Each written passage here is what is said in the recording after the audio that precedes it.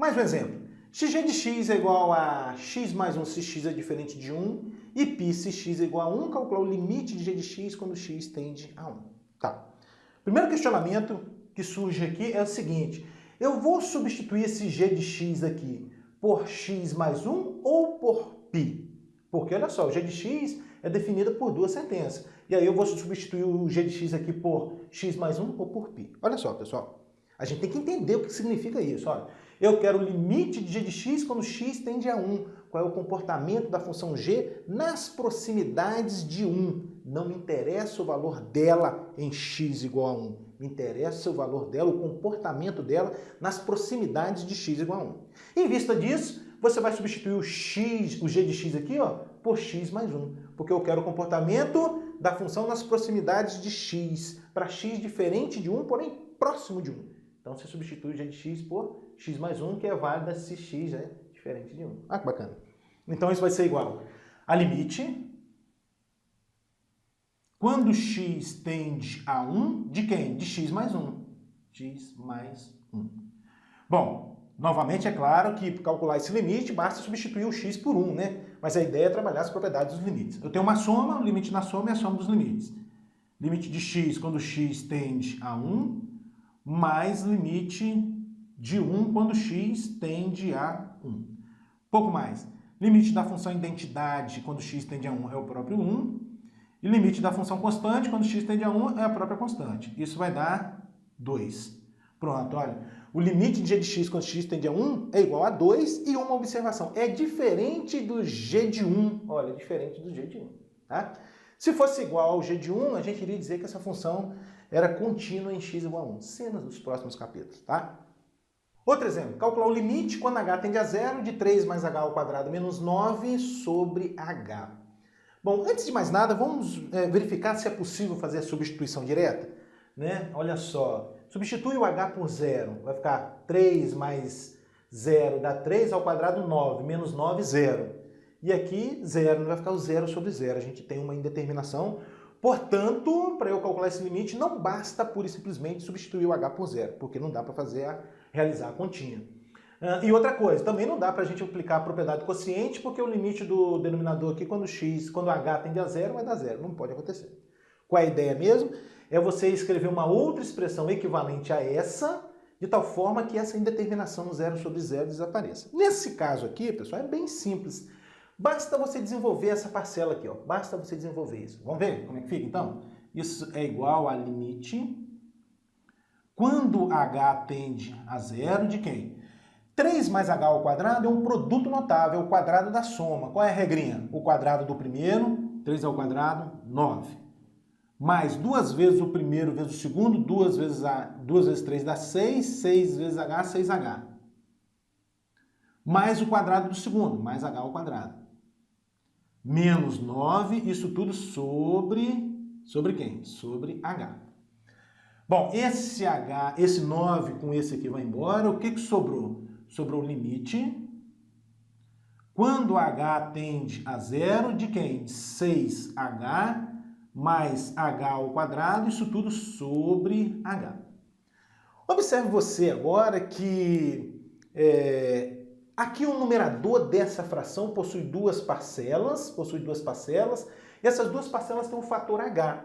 Então a gente consegue colocar o h em evidência. Então isso vai ser igual a limite quando h tende a 0 de quem? De h, abre parênteses. 6h dividido por h vai dar 6. Mais h ao quadrado dividido por h, isso vai dar h. Isso tudo sobre h. Esse com esse vai embora. O que a gente obteve? Limite quando h tende a 0 de 6 mais h. Olha aí que maravilha. Observe você que a indeterminação foi embora. O 0 sobre 0 desapareceu, né? E agora a gente observa que é possível realizar a operação quando você substitui o h por 0. Então basta substituir o h por 0 aqui nesse caso, né? É claro que você teria que, via de regra, limite da soma e a soma dos limites. Tá, então vamos fazer todas as passagens. Tem uma soma, limite da soma e a soma dos limites. Limite de 6 quando h tende a 0, mais limite de h quando h tende a 0. Bom, aqui vai ficar o 6 é constante, o limite da constante é a própria constante. E aqui o limite de h quando h tende a zero, o h aqui é a função identidade, porque a variável é o h, tá? Então isso vai dar zero. Isso é 6. Pronto. 6 é o valor do limite procurado. Próximo exemplo. Calcular o limite quando t tende a zero de raiz quadrada de t ao quadrado mais 9 menos 3 sobre t ao quadrado. Novamente, a gente observa que não é possível realizar a operação quando você substitui o t por zero. Porque aqui vai ficar 0 ao quadrado dá 0, mais 9, 9, né? Raiz quadrada de 9 dá 3, menos 3, 0. E aqui vai ficar 0, vai ficar o 0 sobre 0. Então, não posso substituir o t por zero, não posso aplicar as propriedades dos limites, porque o limite aqui do quociente é igual a zero. Então, qual é a ideia mesmo? É você obter uma outra expressão equivalente a essa, de tal forma que essa indeterminação 0 sobre 0 vai embora. Tá? E como é que a gente faz isso nesse caso? Olha só. Nesse caso, a gente vai racionalizar o numerador da fração. É estranho, né? Mas a gente está acostumado a racionalizar o denominador da fração. Mas num caso como esse, a gente vai racionalizar o numerador da fração. Ah, professor, o que é isso? O que é isso? Racionalizar o numerador. É o seguinte, você vai multiplicar tanto o numerador dessa fração quanto o denominador por essa mesma parcela, porém com o sinal trocado. Então, devagarzinho para você entender. Você vai multiplicar isso aqui por raiz quadrada de t ao quadrado mais 9 mais 3 e dividir por raiz quadrada de t ao quadrado mais 9 mais 3. Uma observação, o único sinal que você vai trocar é esse aqui, não vai trocar o sinal aqui desse mais 9 não, tá? É só desse aqui. Agora, qual é a vantagem da gente escrever isso, professor? Que vantagem tem a gente multiplicar tanto o numerador quanto o denominador por essa parcela?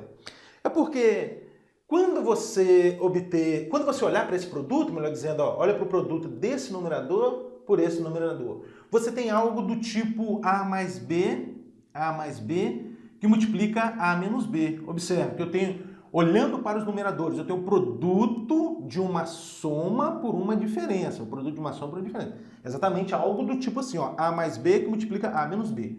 Onde o A aqui para mim é a raiz quadrada de t ao quadrado mais 9 e o B é o 3. Bom, mas e aí, professor? Ah, é o seguinte, olha só. A mais B que multiplica A menos B, isso é A ao quadrado menos B ao quadrado. É esse produto notável que a gente vai usar. Bom, então, como é que a gente vai proceder? Eu vou olhar para os numeradores, o produto aqui dos denominadores. O produto dos denominadores é um produto do tipo soma por diferença. E o que diz a regrinha do produto de uma soma por uma diferença? É o quadrado do primeiro menos o quadrado do segundo. O primeiro aqui no nosso caso é a raiz quadrada. O segundo é o 3. Então, vamos fazer isso? Então, isso vai ser igual a limite quando t tende a zero de quem? Agora eu vou fazer a continha, ó. Quadrado do primeiro, raiz quadrada de t ao quadrado mais 9, quando você eleva ao quadrado, vai dar o t ao quadrado mais 9. Menos o quadrado do segundo. O segundo aqui é o 3. 3 ao quadrado, 9. Tá? Então, novamente, eu estou usando esse produto notável, considerando o a como sendo a raiz e o b como sendo 3. Então, é a ao quadrado menos b ao quadrado, é a raiz ao quadrado menos o 3 ao quadrado. Tá lá. Bom, agora eu devo ainda multiplicar os denominadores, né? Vai ficar t ao quadrado, que multiplica a raiz quadrada de t ao quadrado mais 9 mais 3. Pronto. Bom, então vamos lá. O que mais dá pra gente fazer aqui? Isso vai ser igual, vou colocar aqui, ó. Isso vai ser igual, ó, mais 9 com menos 9 a gente pode simplificar. Sobra limite, quando t tende a zero, de t ao quadrado sobre t ao quadrado, que multiplica raiz quadrada de t ao quadrado mais 9 mais 3. Pronto. Tenho certeza que você já observou que esse t ao quadrado com esse você pode simplificar. Lembrando que sobra 1 aqui no numerador. Logo, você obtém limite quando t tende a zero de 1 sobre raiz quadrada de t ao quadrado mais 9 mais 3. Observe você agora que a indeterminação foi embora. O zero sobre zero desapareceu. Ou seja, é possível agora você realizar a operação quando você substitui o t por zero. Você consegue realizar a continha. Diferente do que estava acontecendo aqui, né?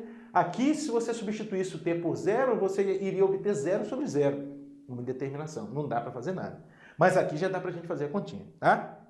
Então, para a gente ganhar um tempinho, eu vou apenas substituir o t por zero. Mas, via de regra, o que você teria que fazer? Usar todas as propriedades dos limites, porque esse é o objetivo dessa sessão, trabalhar as propriedades dos limites. Limite do quociente é o quociente do limite, limite da raiz é a raiz do limite, tá?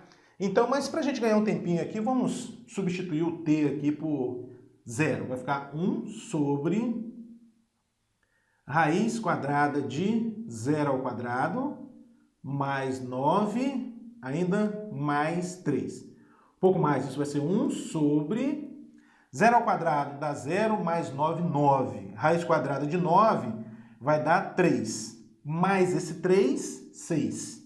Então, 1/6 é o valor do limite procurado.